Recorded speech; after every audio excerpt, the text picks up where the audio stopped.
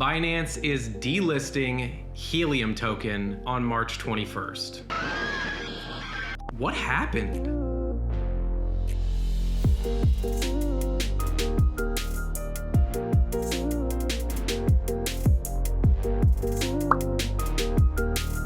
All right, we're just gonna jump right into it. In this video, we're gonna talk about why I think it's happened, what I think is coming for the future. Then we're gonna talk about my plan going forward, of course. We're gonna talk about what investments I'm focusing on right now, and yeah, let's do that. Hey, smash the like button if you haven't yet. Let's set the record straight. I don't like Binance. Part of the reason I like crypto so much is because it's decentralized. And even though these exchanges help you buy and sell crypto, I mean, we saw it with FTX, and I don't think Binance is much different. I think they just haven't gotten caught yet. But I do think there are crypto platforms that are better suited to my needs and more trustworthy.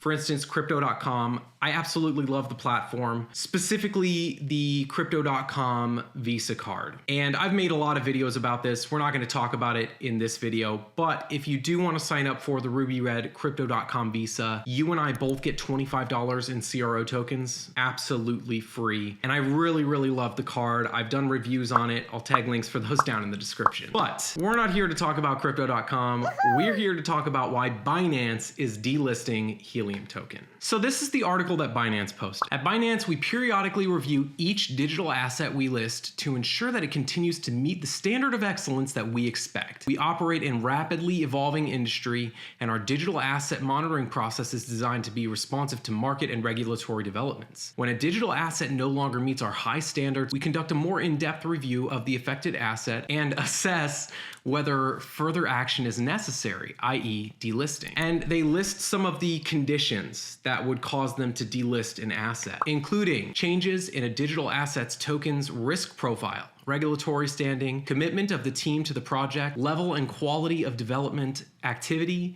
trading volume and liquidity, stability and safety of network from attacks, network/smart contract stability, levels of community engagement, evidence of unethical/fraudulent conduct or negligence, and or contribution to a healthy and sustainable crypto ecosystem. And so based on that, they are going to be closing deposits of HNT on Binance. And then of course the trading pairs of HNT and USDT or US dollars will be discontinued as well. Helium did respond to Binance delisting them. The foundation conveyed its disappointment regarding Binance's choice to delist HNT. Despite this, they noted that they understood the exchange's position.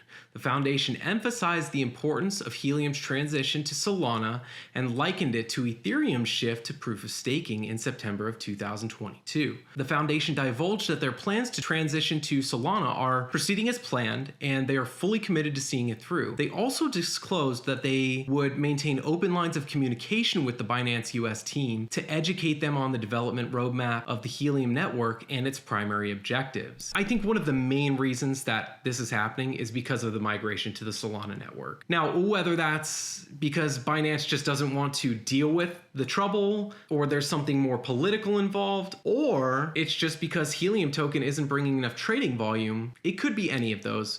But my suspicion is mainly because of this migration. As most of us know, LongFi had the huge hype up. Everyone was going crazy about it. And we've talked about this previously in videos, but the bottom line is that the world just isn't ready for the growth the Helium Hotspot experienced with LoRaWAN. Keep in mind, companies like Shell and Exxon, these huge multi-billion-dollar gas companies, they're using LoRaWAN and they're saving millions of dollars each month by doing this. Helium has a huge use case, but the problem is people stopped making money on it, and so the hype died down. Now, another big part of that is that Helium is focused on 5G and launching the mobile token. On top of that as well, they've been migrating to the Solana network, which I think that's probably more of the forefront of what's going on, considering that this delisting happened less than a week before the migration to the Solana network. But here's something we have to keep in mind too, is that unless the network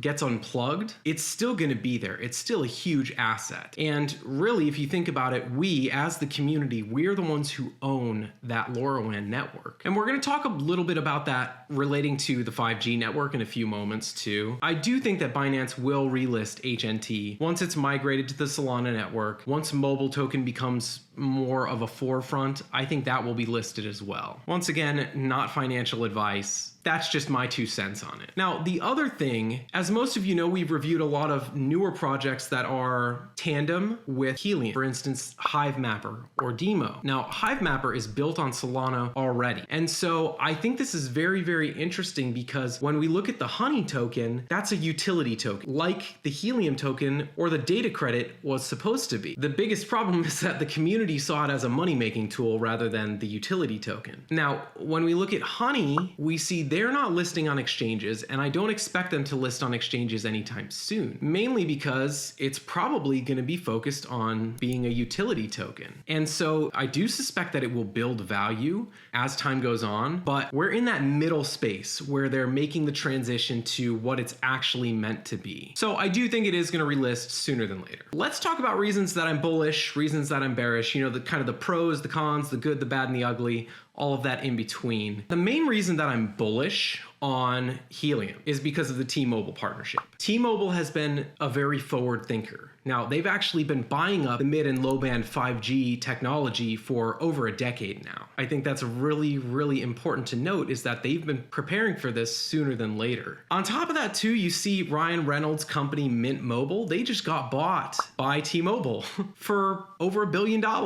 And so T-Mobile is planning on expanding. The cool thing about this is there's a huge opportunity for small businesses and individuals like you and me because their growth may not be able to keep up technologically. And so there's a lot more demand than there is supply, which even though I think this is a reason, you know, one of the cons, it's more small businesses trying to build up the 5G than individuals. But I do see that shift coming. And once we see mobile token actually launch on the Solana network, I think we're going to see a lot of value there. But as of right now, it's been mainly businesses that have been installing the 5G gateways. Now, the other reason I'm super bullish is because of the mobile listing. As a lot of you know, I have a handful invested in the 5G platform. And although I wasn't in the beginning, as I've gotten more involved in it, I see the value of what Helium's building with this decentralized 5G network. And I'm not the only one. There's a ton of people who do, including T-Mobile and a lot of other big name companies that I think are going to be instrumental in decentralizing the telco industry. And then, of course, the other reason that I'm bullish on them is because they're migrating to the Solana network. Now, not that I'm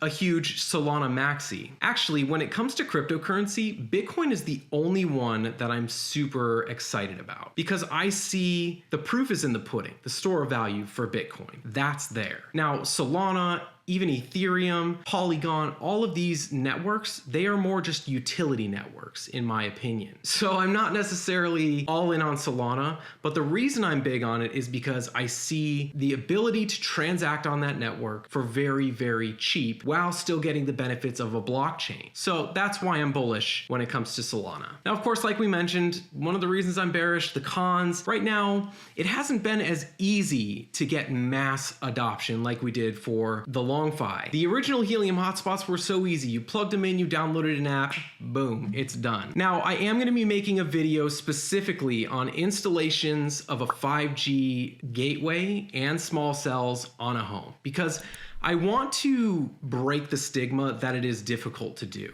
It's actually a lot easier than a lot of people think it is. Will it take more work than installing one of the original Helium hotspots? Absolutely, but it's not as difficult as people think. And I think once we start seeing the earnings that come from mobile token, a lot more people are gonna wanna jump on board. So if you haven't subscribed, make sure you do that. Turn the notification bell on so you'll get notified when I come out with that video, specifically on how to install a Helium 5G gateway and small cells on your home. I'm gonna give you all my tips and tricks when it comes to that too, so it'll be pretty special. So I will have that video out within a week or two. If you want to get a Freedom Fi 5G gateway and small cells, there's a link down in the description.